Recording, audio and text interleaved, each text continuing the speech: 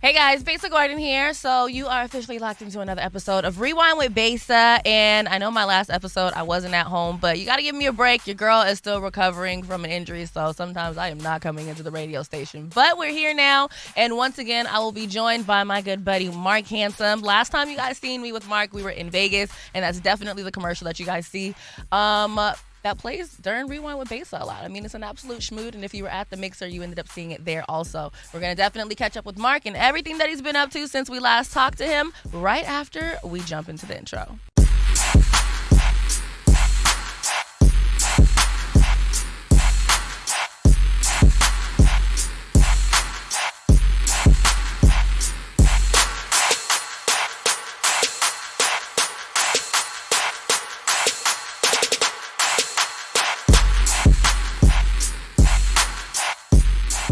Hello, Marc. What's popping? How you doing? Great. How you feeling? Are you asking the same question twice? Yeah. Okay. No, I'm great. I'm good. God's good. God's greatest. I'm feeling blessed. I'm out here in Seattle sliding. So it's always a good feeling to be productive. How has the Seattle weather been treating you? Seattle weather, it's nothing. You know what I mean? I came prepared. Yeah. I'm bubbled down. Yeah. You know what I'm saying? I was ready. You know what I mean? I do remember you were saying something about how it gets like dark here super duper fast, and you were like, why is it 3 o'clock and it's all dark? Yeah, when I slid in here on Sunday, I think it was about 3 o'clock, and I was already getting ready to get my Netflix and chill on. You know what I'm saying? Not realizing it was 3 o'clock. I'm thinking it's like 7, 8, 9 o'clock. You know what I mean? I was getting in a smooth, like you say. Schmoody Wood. Yeah. It's a good moment. Schmoods are good to have. You know, I feel bad for people that never experience a good schmood, man. It's a moment in time. Let me ask you this. So right now, obviously, you're back in Seattle. Last time I saw you in Seattle was when I was still on Cube. You had dropped your song with Jim Jones, If I Like It, if I'm not mistaken. Video wasn't quite out yet, but that is why we ended up going down to Vegas. Since then, you've dropped the video. You've done some performances with Jim. Let's talk about a little bit of, I don't know, that rollout and how that went. Like, did everything go the way that you wanted when the song came out and the video came out? Do you feel like you got the response that you deserved? I definitely got the response that I deserved. However, I wouldn't say I was prepared for the response to really be that solid. You know what I mean? I did go into New York prejudging situations because of East Coast and West Coast thing differences. But what I learned while I was there is that the East Coast really rock with you. It's all about what you bring into the table. And I was excited to see how the turnout was, how the people reacted to the situation. As I moved through the city, as we did the video, and just as I moved through the city in period, they just showed a lot of love. So I think it definitely turned out the way I needed it to do, and blossom into some other business ventures, you know, because I use that for sure. I use that, you know, you collab with a veteran, you like, man, let me get out here and get the fruits of my labor, you know what I'm saying? Yeah. Now, for those that don't know, yes, it was a collaboration, but you have more going on with Jim Jones than just having him as a feature on your song. So You want to catch up the people that may be sleeping in the back. What's been going on with you and Jim Jones? Your, I don't want to say like partnership, but it's more so signing to his label and working together. Right. Yeah. I signed to Vamp Life. Pretty much, you know, when Jim did the feature, I didn't really know how much work we was gonna do. You know, we ended up doing the record. I pushed it for about 5 months solo. I didn't ask him to jump in. I didn't ask for, you know, his help, because most people who get features with somebody large, you know, they expect them to jump in. You know, they hitting them like, yo. Why aren't you retweeting me? Right. Why aren't you reposting me? Right. And so, you know, I just pushed the pedal to the floor, and I just did my thing, and we landed on a worldwide DJ conference call that he joined in on, and he saluted me on the worldwide DJ call. He spoke on how he felt about what I was doing, and at that point he rolled out the opportunity to do the video that I didn't know we were gonna do. You know what I'm saying? So So like before that call, what you're basically saying is that video wasn't planned. You had the song was done. He put you on the call, or at least you were on the same call, however that happened. Right. But within this call, he was like, "Yo, I'm gonna jump on a video with you." Like, is that Right. what happened? Yeah, cause they asked, on this call, the DJs were like, is a video coming? Knowing me and him hadn't discussed that, I tried to sway away from, the Because you conversation didn't want at to that make time. you seem like you were putting him in a corner. Like, Exactly, right? So when they asked me, I'm kind of like, well, we ain't talked about a gym, doing his thing or whatever. Like, no, we gonna get the video done, bro. We gonna get the video done. So at that time, that was music to my ears. Like, okay, cool. You know what I'm saying? And about a week and a half later, we was on the plane, headed to New York. We landed, we touched down. Pone, Jim's manager, shout out to Pone, put it together for when I hit the city. We had the videographer and and we got things done. Shout outs to Will C and Street Heat for putting that together. They moved me through New York, you know what I'm saying? And it was bomb, you know what I mean? They moved me all through there. We was all through the Apollo, and we ended up in Harlem, in Jim's area. You know what I mean? So it was dope to go into his area and be a part of what he does and be a part of where he come from, and get the support from the people in the environment as we were shooting. You know what I mean? So at this time, were you signed to Vamp, or did that come later? So I wasn't, you know what I'm saying? But, I went down there with the idea of, I was gonna ask him, like, what's popping, you know what I'm saying? And God's good, I left there with the situation, you know what I mean? And I left there, a Vamp, you know what I'm saying? So since joining Vamp, how would you say your career has been moving? It's definitely notable. Like, Jim has had a large body of work, large catalog of work. He's done good business. So, being under an umbrella that he's created and has known for, doing great things, you automatically get that kind of pass to you when you mentioning your situation over there. It's dope that how people respect him when you mention your affiliation with that. They automatically, give you some love off of that, and it gives you an opportunity to move into that and then show them that that you up to par as well. You know what I'm saying? So it definitely has opened up a lot of doors. It definitely has stamped me in a lot of situations. Like, I ain't gonna lie, like it went full throttle after that. Is there like anything, I mean, you don't obviously have to share all the tidbits, but I mean, obviously you're working with an OG like Jim Jones. So is there like something that he's like told you, or any advice that he's given you since you've been working with him, to where you're like, man, that was like some real shit. Like, that was some real OG like advice he just gave me right there. You know what?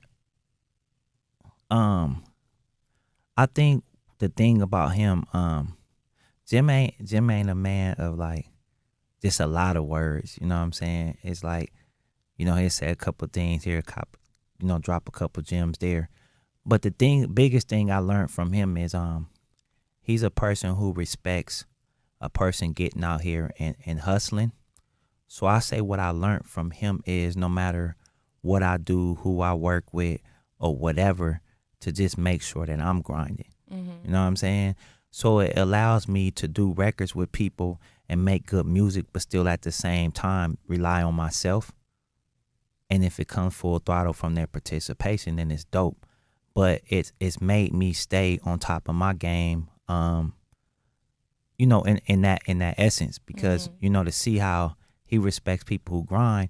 And in the world today, like, people respect you for what you're doing. You know what I'm saying? Like, you got to make people believe in it first anyways. Yeah. Like, you bring a feature, people already believe in them, you know what I'm saying, because of the status they are. So what he's taught me is to make people believe in you, like, no matter how you moving, or no matter what's connected to you. Like, at the end of the day, is you. So make sure they believe in you. I love that. So, okay. Random question. Do you think that you two would ever do like a joint tour of some sort? Man, Absolutely. You know, since having a record with him, a lot of times, now when I'm sought out for different venues and situations like that, and if they're following the catalog, they piggyback on records that I'm doing with people collectively. So a lot of times it is so what about Jim? You know what I'm saying, all the Yeah. time. So I think there's definitely a lot more opportunities for me and him to collab and do things. I am curious to know what you think about, and this just like came to mind. There's a lot of times where people say artists shouldn't sign with other artists that are still doing music. Do you feel like obviously like there are certain situations where that's not it, but how do you feel like your situation is different? I do believe there's some truth to that because some artists who are still in the me factor, you know what I mean, you wouldn't want to be under an umbrella like that. You know what I mean? Because it's not too much that they're gonna pour back into the people that are under their umbrella. But if you watch Jim right now, Jim gives back like heavily to his camp. You know what I mean? He's heavily involved in extending himself to those of us who are working and putting things together. You know what I'm saying? So I can definitely say that he reflects somebody who's not self-centered and want to see other people win. And he's definitely about his environment. So think about that. Jim is really about putting on for New York and putting on for Harlem, his section. And me being from South Central and him and extending that to me, that already shows you the heart he got, and the way he want to see others win who are working for it. You know what I'm saying? So I've never felt that way in my situation with him, like other artists may complain about it with the umbrella they've gotten under.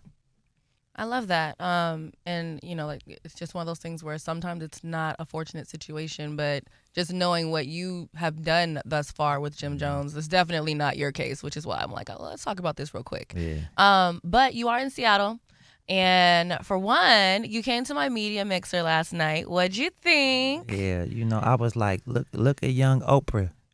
You heard, like, look at young Oprah. You know what I mean? No, it was definitely a vibe. It was dope to see you guys all, fellowship like that, at a dope place, a museum. It was good to see other cultures open up the doors to our culture. You know what I'm saying? And it was a vibe. People were very very open to interaction. You ain't had that. You know what I mean? The You didn't Seattle freeze that yeah, people, yeah. and that's why I wanted to ask you about it because you've been up here a couple times at this point, right?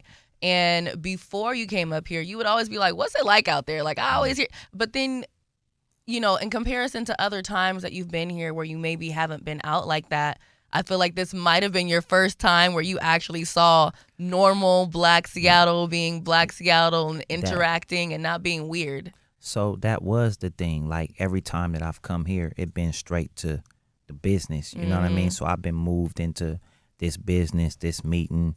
It's boom, boom. Like it been all structured. So last night at your event was my first time networking and moving with Seattle, people. And it was dope. I was telling people this morning that everybody was really open to conversation. Everybody was really approachable and things like that. And everybody was vibing, you know what I'm saying? I felt a lot of love. I got a lot of love last night, which carried on to us, going out to eat and your mixer carrying over to the restaurant, you know what I'm saying? Thomas Street owes me a coin. Right. So, yeah, it was a vibe, you know what I'm saying? It was definitely a good experience to see how people move out here because I never had, been in the function with people to know how it move. And I feel like most people don't even know that that is a portion of Seattle. You know what I mean? It's one of those things where I think Seattle is such a question mark to the general public to where it's like, oh, they think of the protests and other things like that. But it's like, no, we have like a whole like Black cluster. And like, yeah, their tech is big out here, but we have a lot of Black people in tech too. Right. That sometimes that just want to get out, party, turn up, do whatever. So I'm really happy that you were able to experience that. However, other reasons why you're coming up here is that you actually have a song with my good sis Holly Michelle. Song is called Outside, and it also has Super J on it, or shall I say it was produced by Super J? No, it was produced by Rick Rude. Right. but Super J is featured on the song. Correct. So tell me a little bit about how that collaboration came about with you working with a PNW artist. A PNW artist. Yes. It really happened when I slid out here last time when me and you had some conversation when I was out here for the If I Like It conversation that we had. I was made aware of her while I was here. I thought she was dope, and I had never collabed with a female rapper. You know what I'm saying? So I thought she was dope, and we reached out to her. We tried to get it popping, and I think we doubled back and hit you like, yo, can you make that connect happen? You know what I'm saying? So we ended up reaching out to her. We told her what we was doing. So we sent her the record. She immediately liked it. We told her that we was finna shoot the video. She was with it. And she turned the verse in the next day. Mm-hmm. You know what I'm saying? She was lit. And I flew her out to South Central, and we did the video out there. So, I put her in the vibe of what we had going that way. And it was dope, definitely.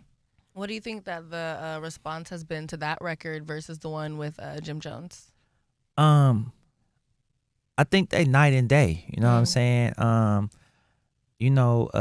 record with me and Jim was more of a radio record. You know what I'm saying? It was that approach. Outside was never like had a purpose so much of going to the radio market, even though, I wanted it there. But the intentions I had for it was like, yo, we finna get back outside right now. The pandemic finna be up. They finna hit the club. I'm finna get a club something. Mm-hmm. You know what I mean? And that's what the reaction was. Like it go bananas in the club outside for real. And Holly slid on that. She did. Holly slid on that. She slides on everything. Yeah.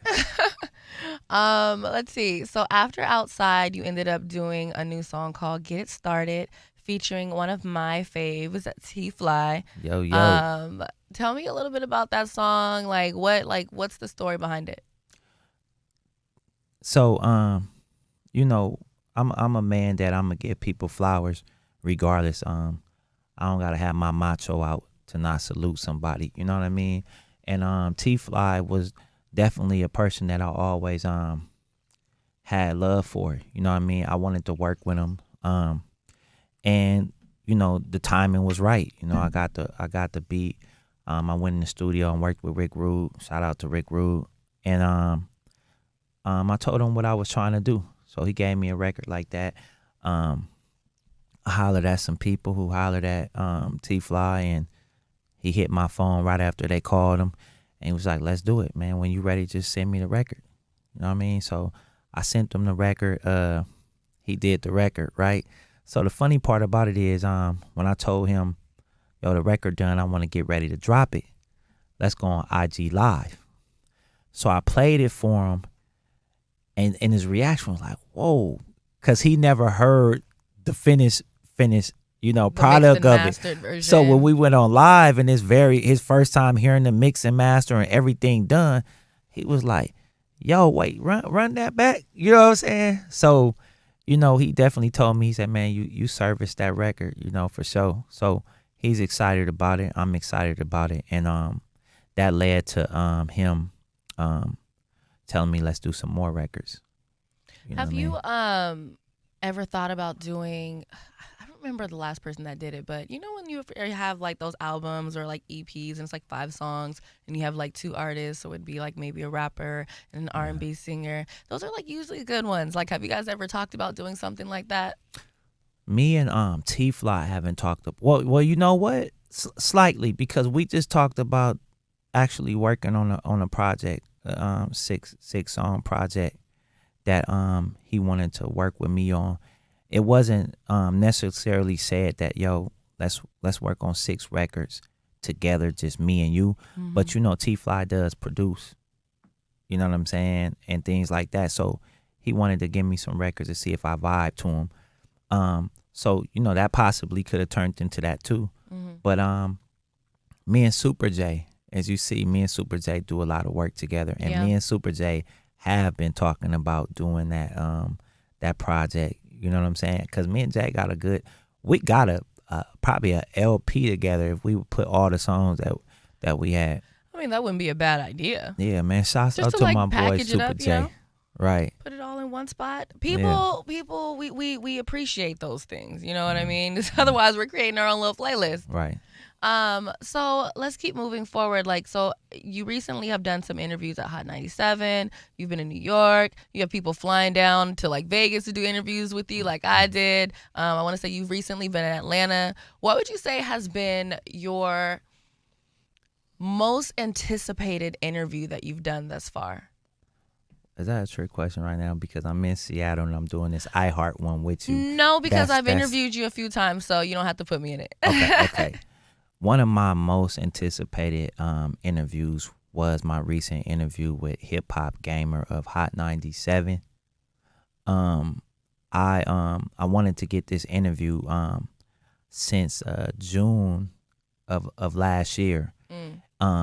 So we was trying to warm up the situation, and Gamer hit me in December, and he was like, yo, son, word, I'm gonna be in Cali at the gaming convention, and yo, can I do your Hot 97 interview in the lab where you record? He said, I know artists want to get up to Hot 97 and get all the accolades and the back rooms, whatever. He was like, but we can do this like a Gamer comes to Cali, you know what I mean, to get this with you. So it was dope because that was on my bucket list to do last year, and it actually came right in the holidays, you know what I mean? So to end that like Michael Jordan, you know what I'm saying, that was dope. You know what I mean? It was a blessing, and actually, it was one of my dopest interviews because he really dug into the essence of who I am. Yeah. You know what I'm saying? He asked some real personal questions and things that I've never expressed on radio, and I don't think any platform. You know what I'm saying? So it was definitely dope. That was like really one of the things I really wanted to accomplish last year. I love that. It's always nice when you're able to accomplish something like right at the end of the year, to where it's like, damn, I almost missed it. And then here it comes. It just falls out the sky. And you're like, oh, look at you. It came out December 20th, like a couple days before Christmas. It went up on Hot 97's YouTube and things like that. It did very well. And it was dope for me to actually have even brought that to myself without reaching out to my New York team, like, Vamp and Jim and everybody, and trying to ask somebody, can they put it together for me too. It was like I kind of brought it to the table, you know what I mean? And I just think that it's dope sometimes to really show your movement that you working. You know what I'm saying? So speaking of working, for Valentine's Day, which is it's right around the corner, like, dude, this month, like this month is already almost over. Like, it's damn near the freaking 30th or 25th of January already. Valentine's Day, you are going to be in Vegas for the Splash Super Club. Tell me a little bit about what's going on down there, and should I fly out?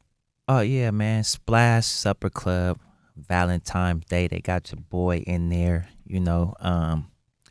we gonna turn it up. I'm bringing T-Fly so we can get it started, as the song says.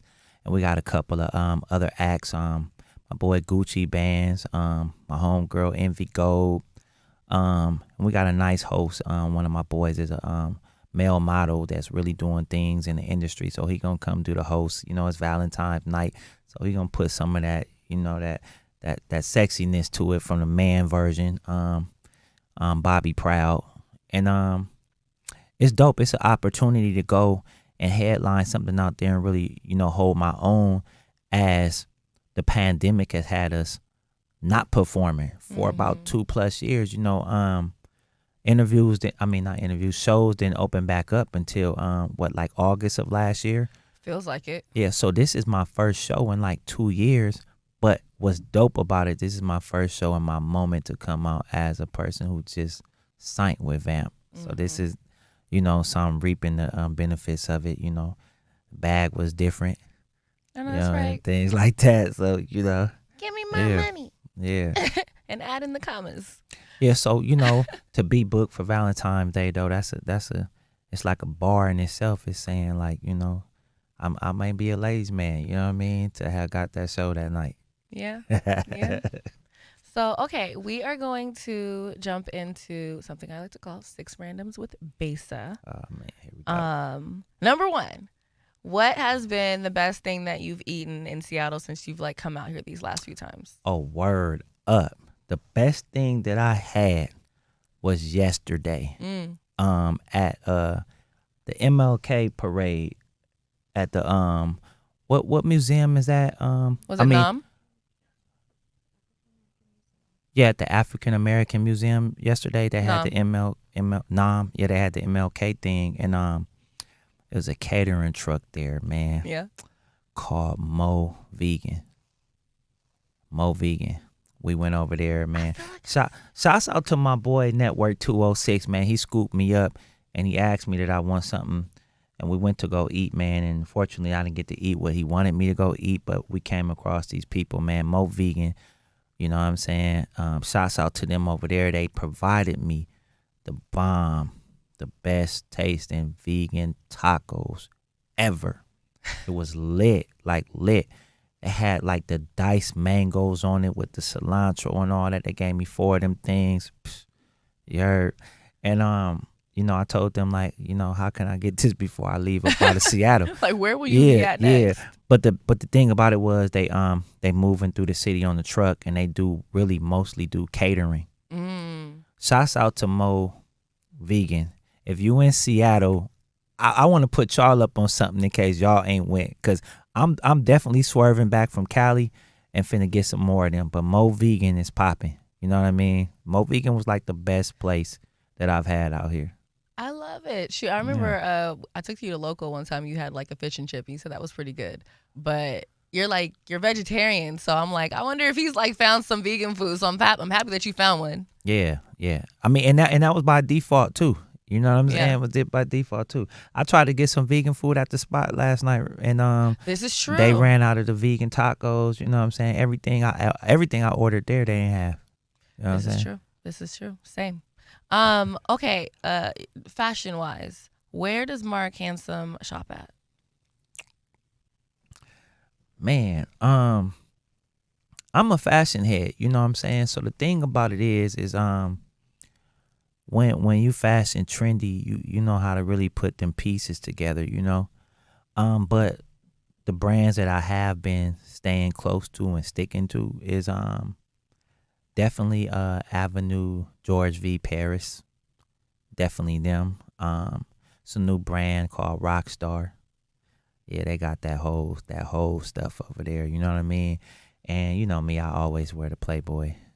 Get down the Playboy joint. So them is the three. Those are the 3 brands that I stick to. You know what I mean? But overall, fashion wise, I pretty shop everywhere. You know, when you got that, you know how to put them things together. You know, I slid into a new place out here. Man, in Seattle too. I went to Platinum Plus Fashions. That's in Tacoma, right? I went to Platinum Plus Fashions. Now, you know, I can't see. I am blind. I went to Platinum Plus Fashions out here. Met a woman who been holding the business down out here out in y'all town in Washington. We went over there yesterday to check out the store, and she gave me some nice pieces over there for sure. I put me a good piece together. Okay. You know what I'm saying? So yeah, I found me a little gym out here when I come out this way. You know what I'm saying? I might can leave one outfit at home and just grab one to add in here. You know what I mean? Got some options out here now. Yeah. Cause I definitely didn't know where it was at out here. So you know, I don't slip when I come out here. I make sure I come all the way ready. You know what I'm saying? That. Shoot. Okay, so what is a goal of someone that you want to work with before the year's over? Man, Usher. Ooh. Yes. Yeah. Okay. Mm-hmm. I'll take that one. I'll take that one. Yeah. Next question. What is some advice that you have for someone that's in the music game but wants to reinvent themselves? Definitely have the vision first of what you want to do. And also, if you want to reinvent yourself, be willing to make the past victories of the previous brand be irrelevant to you. You know what I'm saying? So you can focus on the new start.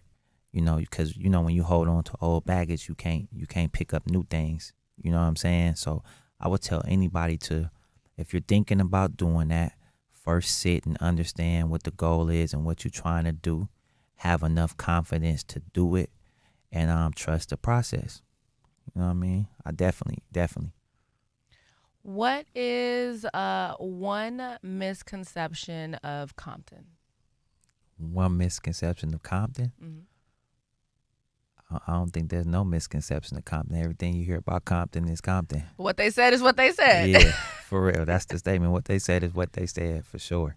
And then what is one misconception of Marc Handsome? Dang, one misconception of me. I don't know. A lot of people see me and may think like I may be on some Hollywood shit. I mean Hollywood stuff, because I'm always trying to be on point.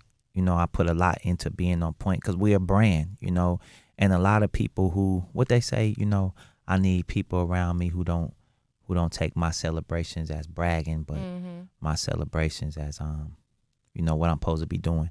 So a lot of people who don't do what you do or put into themselves what you do, a lot of them see it as you know, I don't know, maybe being cocky about what you're doing or whatever.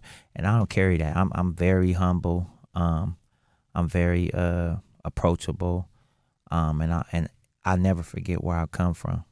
So one of the misconceptions about me, I think, would be that just looking at how I put myself together and automatically assuming that I may feel like I'm above something. And I don't feel like I'm above anything. I just feel like I put my all into what I do. And if that's how you take it, then, you know, you might have to, you know, reset. But that's definitely a misconception of me, because most people know I do for people before I do for myself. For sure. And then bonus question, what would Marc Handsome tell his 15-year-old self? What would Marc Handsome tell his 15-year-old self? Dang, that's a good one, boy. What would I tell my 15-year-old self? I don't know. I don't know that one. You don't know? I don't know that one. Or do you just not want to say? Nah, I don't really know that. I'm like, what would I tell my 15-year-old self? I think what was I doing at 15? Yeah, cause yeah, I was solid at 15 too. Like, you know what I mean? I don't really know what I would tell my 15-year-old self. Yeah, that's a good question, Bessie. Hey, look, I'm a text you that one. Okay, so I'm gonna add that in the credits. We don't know now, but shoot. I'm gonna text you that one. Okay, well, shoot, that is all the questions that I have for you right now. Is there anything else that you want to say to the people in terms of what you have coming up, what they can look forward to? Well, I do want to shout out my circle of people who daily support me, for sure. I want to shout out Tiny. I want to shout out Double XL. I want to shout out Truth Marks. I want to shout out DJ Moni, DJ K Dev. You know, and also, man, salute to my people who brought me out this way. Network 206 and Kendra, man, they moved me through the city these last couple days very efficiently. You know what I mean? So I'm always want to salute everybody that play a part of anything I'm doing, because I know that I don't do it myself, and I know that the mission is bigger than me. You know, take a village, like they say. So I definitely always want to make sure that that's one important thing, that I water my flowers around me. You know what I mean? As you should, because if the flowers start wilting, well, yeah. So does the career at some point, because the team is falling down. So you Right. definitely want to do that. Right. And it's hard, you know what I mean?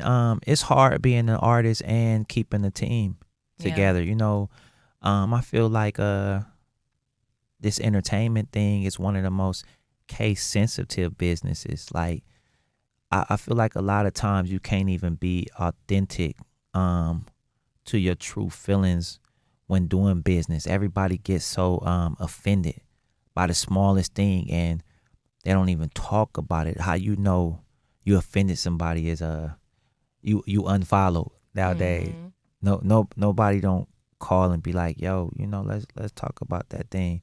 You know what I mean? So it's very hard to keep a team around you. So if you have some people who weather the storm with you, you definitely got to let them know you're grateful at all times for them. Because as an artist, sometimes you get passionate about things, and because even when you have management, a lot of management still do other things that put the bag on they table. Mhm. But when you a full-time artist and this ain't no game to you, it's not an up-and-coming thing, and your bag is all connected to what you do, and you're placing that into their hands, anything can ruffle your feathers the wrong way, you know what I'm saying? And then you react into it. So I think even a team a lot of time got to take a lot of the passion that come from the artist and not be offended by it. Mhm. So yeah, what was important to me right now is really to shout out to people who deal with me. And all his shit. You know what I'm saying? God bless Word. y'all. Word. I'm kidding. Word. All right. Well, shoot, I want to thank you so much for coming in.